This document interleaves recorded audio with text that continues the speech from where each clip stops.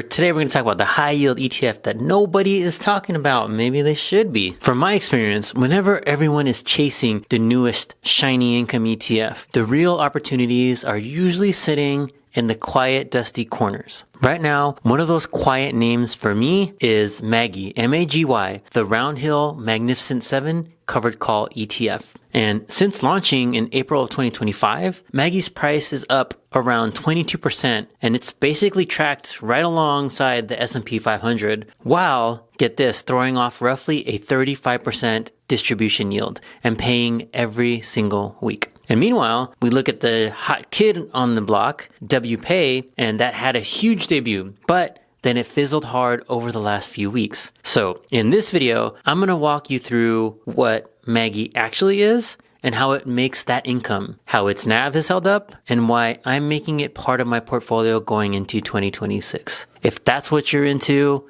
stick around and let's get into it. Welcome back everyone. Rico here, as always. Just a reminder, I am not a financial advisor. I'm just sharing what I'm personally doing, what I'm learning, and how I'm building my own income portfolio for the future. And this is for education and inspirational purposes only, so always do your own research and make the best decisions for your goals and your situation. And before we dive in, I just want to do a quick shout out to Snowball Analytics. They have become my go-to tool for tracking my portfolio, analyzing ETFs. It helped me find the data for this video for ETFs like MAGY and WPAY and seeing the real income impact over time. And every chart and stat you're about to see in this video, it came straight from Snowball and a portfolio comparison. So if you want to try it, I've got a free trial and a discount link in the description down below. They have a bunch of Black Friday and Cyber Monday specials, so definitely check that out. If you're watching this after those sales are ending, you can still get my discount code. So now let's talk about MAGY. So heading into 2026, I've been asking myself two questions. Where can I get high, consistent income? And where can I get that without destroying my principal or without seeing huge amounts of NAV erosion? So a lot of people are looking at WPAY for weekly income right now, and I get it. I totally get it. The yield is massive on paper. I think as of the day of this recording, it's over 40%. But when I dig into the numbers in Snowball, I just kept coming back to MAGY as this quiet workhorse that nobody really talks about. It has weekly distributions. It has exposure to the Magnificent 7. There's been no obvious NAV erosion so far. Granted, it's only been a few months, but still. And then the performance that's basically kept pace with the S&P 500 since it launched. So let me break down how MAGY works first. Then we'll look at the Snowball data and do the comparison to WPAY. So what is MAGY? M-A-G-Y, it is the Roundhill Magnificent 7 Covered Call ETF. And it's built on top of another ETF called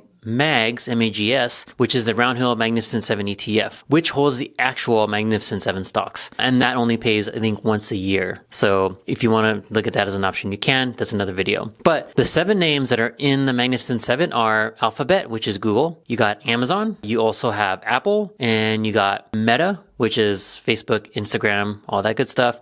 You got Microsoft, which is one of the steady eddies for a long time. You got NVDA. And then finally, rounding out the Magnificent 7, you have Tesla. So basically, what you're looking at is the tech leaders that have been driving a huge chunk of the market returns as of late. So this is directly from the prospectus on the Roundhill website. So for MAGY, it invests at least 80% of its net assets in instruments that give exposure to the Magnificent 7. So that includes shares of the MAGS ETF and derivative instruments that reference MAGS. That's a very important note. So the core strategy is pretty simple. The fund buys MAGS, so it owns the Magnificent 7 basket, right? And then it sells out of the money call options on that MAGS ETF. And it uses those option premiums to actually pay the weekly income that investors will get. So MAGY is basically a Magnificent 7 growth exposure plus a systematic cover call overlay plus weekly cash flow. And when we look at the fees are the net annual fund operating expense, which comes out to about 0.99% after all the waivers and things like that. And some of that is the cost of owning MAGS itself, plus the additional options overlay. So is it cheap? Not necessarily, but from my perspective, with active options management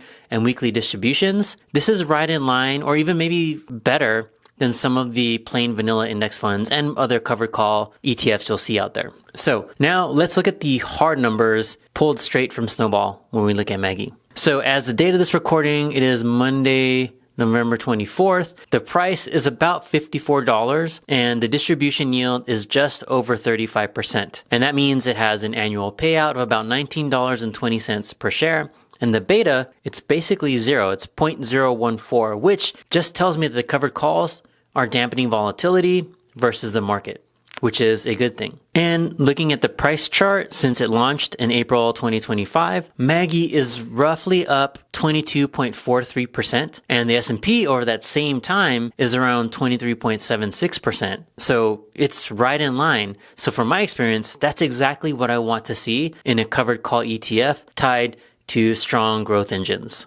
So the price has gone up. It's roughly tracking the index or staying up to speed with the S&P 500, which I always love. And I don't see obvious NAV decay so far, which is the big fear with a lot of these high yield covered call ETF strategies. So for me, MAGY has passed the first test. The NAV has grown, it's not eroded, while still paying a huge yield. Okay, so next, let's talk about the income side. So the trailing 12-month yield chart in Snowball shows the yield climbing steadily up into the high teens to right around 20% trailing 12 months. That's the range of MAGY's full distribution history. That's how it pairs out. And if you pair that with the current forward yield reading in the mid 30s on Snowball, it tells me two meaningful things. So one, MAGY's been very aggressive with distributions right out of the gate. And two, the combination of the Magnificent Seven volatility plus weekly call premiums is generating a good amount of cash flow. One that I'm fairly confident in. And when I zoom out into the payout history, I see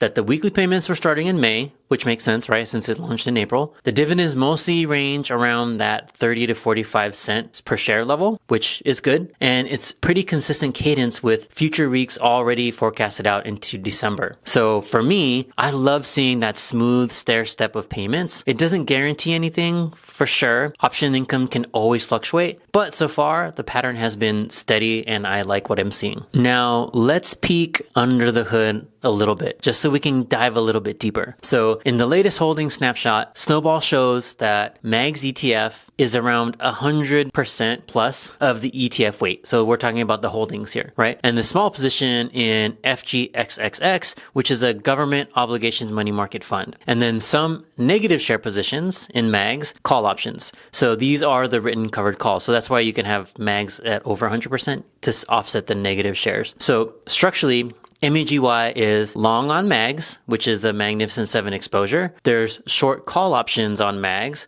which generates the income, and it's holding a bit of cash or short-term government debt as a ballast. So when you look at that, that's exactly what I expect and what I want to see in a transparent covered call ETF. Not a black box, just a clear options overlay on top of a concentrated growth basket. Okay, now let's talk about this comparison. It's what everybody's curious about, MAGY versus WPAY. And there's been a lot of attention around WPAY, and I want to look at them side by side. So we'll look at it together. So first, let's take this quick look at WPAY. We already looked at the MAGY numbers, so let's look at WPAY. So the price as the date of recording is right around $45. And yes, it yields roughly 45%. So that's 10 basis points higher, right? So 35 for MAGY, 45 for WPAY. And it has an annual payout of about $20.74 per share. And until year-to-date performance since early September, it's roughly up 1.49%, with the S&P being up about 1.81% over the same short window. So on paper, yes, WPAY's yield looks crazy high, and it is higher than MAGY's for sure, and it had a massive early run up. If you look at the data, you see this huge spike on launch. But when you pull the WPAY versus MAGY performance comparison in Snowball, you see something interesting, right? So a $10,000 investment in WPAY was up about 4.76% year to date at one point. And that same $10,000 in MAGY was up about 2.44% over the same period. So it doesn't look equal, right? But if you look earlier in its life, WPAY was definitely clearly in the lead. But here's where it gets interesting and where the story starts to change. When I look at the returns by period, you see something a little more interesting. So if you look at the last month, WPAY is actually down 12%. Over 12%, 12.72% to be exact. And MAGY is only down about 2.86%. And this has been during this period of like sell-offs that's been happening the last week or so. And then for the last 6 months, MAGY is actually up 12.25%. Granted, they're both young, so limited data, but from my perspective, WPAY had that huge debut. It spiked hard and then gave a big chunk of it back in the just few weeks during the sell-off. MAGY, though, has been steadier with a smoother equity curve and a solid 6-month gain. And that's what you like to see. I like to see smooth curves. I don't like to see these huge spikes up and down. It just gives me more confidence in the ETF. And if you look at WPAY's year-to-date price chart, you can see that story visually. You'll see the strong early move up, then a sharp pullback that erased a lot of those gains. So if you didn't buy early, you might have been bit hard if you bought at the peak of WPAY. So again, looking back, in contrast, when you look at MAGY's chart, it's more of a gradual climb. It looks much smoother, and you see normal pullbacks that are more in line with the market, not these huge sell-offs. And overall, the price is still meaningfully higher than where it started in April. So for me, it comes down to personality and risk tolerance. And WPAY, it feels like that high octane, short track racer, which has huge yield, big early moves, but you have to be ready for a rough ride and some of that volatility. MAGY, on the other hand, feels like a quiet, disciplined grinder that's just staying close to the S&P while paying me weekly. And they both pay weekly, so that's the benefit. And so how I'm using MAGY, I'm building an income portfolio. And I've learned that not all high yields are created equal over my time of doing this. So the things that I do like about MAGY right now is the NAV is growing instead of eroding. It's up 22% since launch, which was in line with the S&P 500. And it has a high, but not like an insanely high yield, which would make me a little more skeptical, like CULTY and some of those others, which is around 35% by Snowball's latest estimate. And that's backed by actual weekly distributions so far, dating back to April, right? And then it has a clear, understandable strategy. They're super transparent.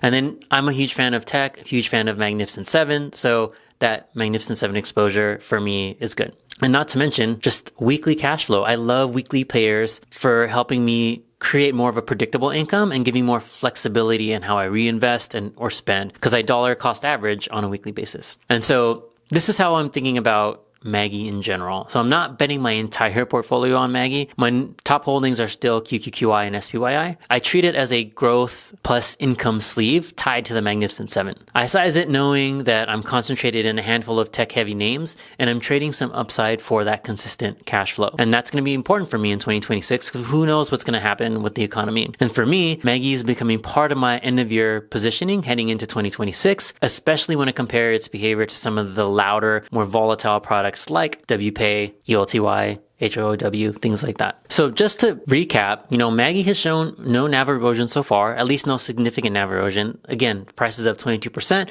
and it's tracking against the S&P. It's delivering very high yields, which I love, at 35% with weekly payouts and, it's Magnificent Seven, Tesla, Apple, NVDA, all that good stuff. So I'd love to hear how you think about it. Comment down below. Are you into MAGY? Are you into WPAY? Let me know, which team are you? It's almost like Twilight, right? Are you team MAGY or team WPAY or both? Or maybe even neither? And how are you thinking about weekly income ETFs in your own portfolio, especially going into 2026. I'd love to keep the conversation going and hear your thoughts. And as always, this is just what I'm doing. It's not advice. Please do your own research and make the decisions that feel right for you and for your family based on your goals and where you want to be in the next few years. Thanks for watching. If you got value out of this video, please, I would really appreciate it if you give it a thumbs up, subscribe if you haven't already, and it'd be amazing if you shared it with someone who might need it right now. Again, I appreciate each and every one of you. If it doesn't challenge you, it doesn't change you. Messy action is better than no action. I'll see you next time. Boom.